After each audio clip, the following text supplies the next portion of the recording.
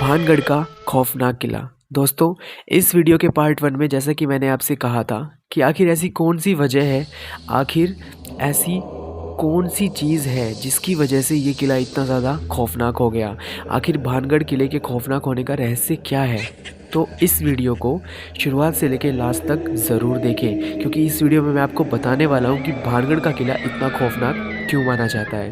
तो दोस्तों, ऐसी कई कहानियाँ प्रचलित हैं जिनकी वजह से भानगढ़ के किले को बहुत ही ज़्यादा खौफनाक माना जाता है। एक कहानी के अनुसार भानगढ़ किले के खौफनाक होने के पीछे वहाँ की रानी रत्नावती और एक साधु सिंधिया था।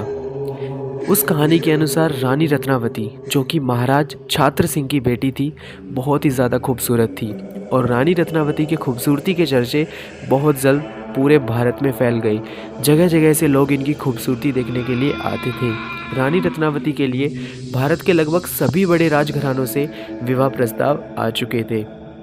उस समय रानी रत्नावती की उम्र लगभग 18 वर्ष की थी जब वो एक दिन कुछ चित्र खरीदने के लिए अपनी दासी और सहेलियों के साथ भानगढ़ का बाज़ार देखने निकली।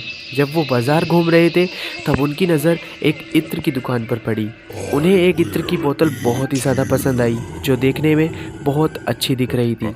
उन्होंने इत्र की शीशी को छुआ ही था, तभी वहाँ एक साधु, जिसका नाम सिंधिया था, थोड़ी दूरी पर रानी रत्नावती की सारी गतिविधियों को बड़े गौर से देख रहा था। वह राजकुमारी पर पूरी तरीके से मोहित हो चुका था, लेकिन उस साधु को इस बात का भी ध्यान था कि उसका रानी रत्नावती के साथ कोई भी भविष्य नहीं है।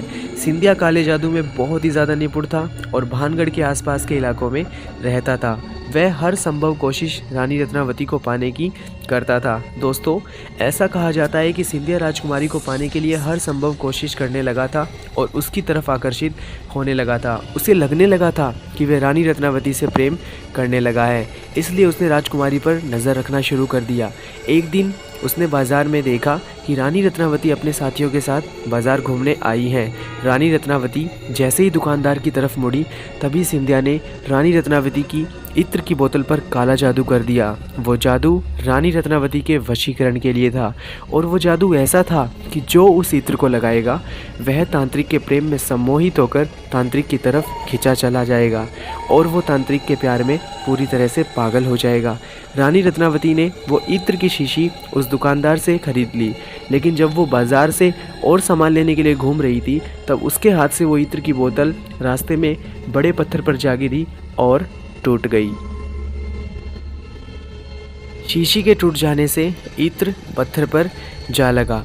अब वह पत्थर तांत्रिक के प्यार में सम्मोहित होकर तांत्रिक की ओर जाने लगा। तांत्रिक जब अपनी कुटिया में बैठा था तभी उसे किसी के आने की आवाज़ आई। तांत्रिक को लगा कि रानी रत्नावती उसके प्यार में सम्मोहित होकर आ रही है।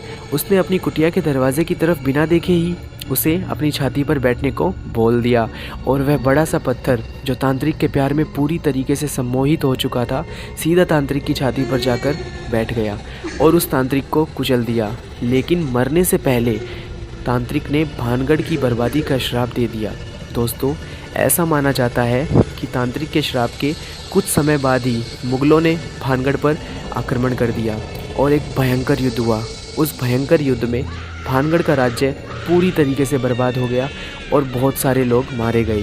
रानी रत्नावती भी उस तांत्रिक के श्राप से बच नहीं पाई और उनकी मौत हो गई। एक किले में इतने बड़े कत्लेआम के बाद मौत की चीखें गूंज गई। आज भी उस किले के अंदर उन चीखों की आवाज़ सुनाई देती है। तो दोस्तों, जैसा कि मैंने आपको इस कहानी के हिसाब से बता दिया कि वहाँ के लोगों में यह कहानी बहुत ही ज़्यादा प्रचलित है और यहाँ के खौफनाक होने की जो वजह है, वहाँ के लोग इसी कहानी को मानते हैं। तो क्या लगता है आपको कि सच में भानगढ़ का किला इतना ज़्यादा खौफनाक है? क्या सच में ये जो कहानी बताई गई है, इस कहानी के हिसाब से जो भी वहाँ पे हादसे होते हैं, क्या वो सब इस कहानी की वजह से है? उम्मीद करता हूँ दोस्तों, आपको मेरी ये वीडियो पसंद आई होगी। ऐसे और कुछ इंटरेस्टिंग फैक्ट्स जानने के लिए मेरे चैनल को सब्सक्राइब ज़रूर करें। शुक्रिया, धन्यवाद।